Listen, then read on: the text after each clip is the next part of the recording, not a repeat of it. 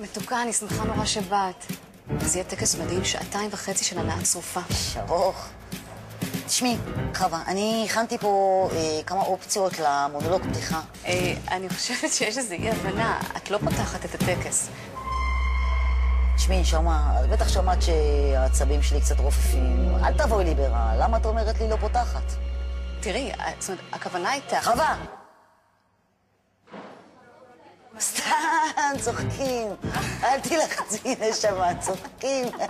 אל תדאגי, יש לי עוד המון רעיונות לכל מיני דרכים שאני יכולה להשתלב בטקס שלכם.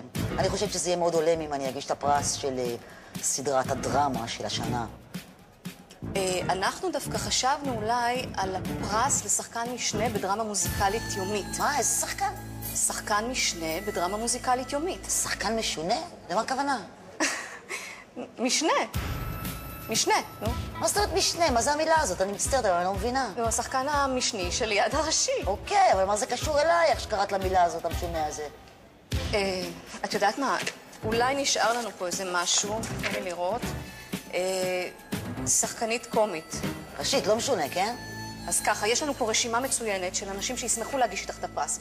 מוני מושונוב, ליאור אשכנזי, משה איבגי. אם את רוצה, יש גם בתחום אחר, חיים יבין. יש יופי. תגידי לי, חווה, אני רוצה להתייעץ איתך, כן?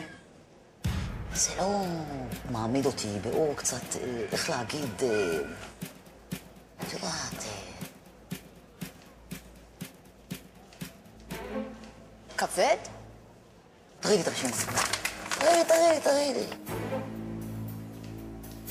מה עם משה? משה? משה מלצר חולון? זה בלתי אפשרי, פשוט. למה בלתי אפשרי? דברי איתו, תנסי, דברי איתו. דברי איתו. עכשיו דברי איתו.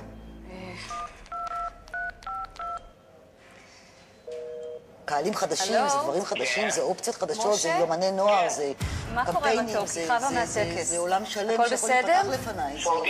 תשמע, יש פה רעיון מקסים, שתגיש את הפרס דווקא עם אורלי המדהימה. מה היא אומרת דווקא? אורלי זילברשץ. לא, אני חייב ללכת, אין לי זמן, אני מאוד... הפוך על הפוך.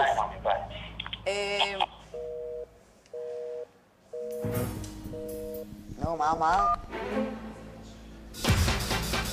גבירותיי ורבותיי, אורלי זילברשץ.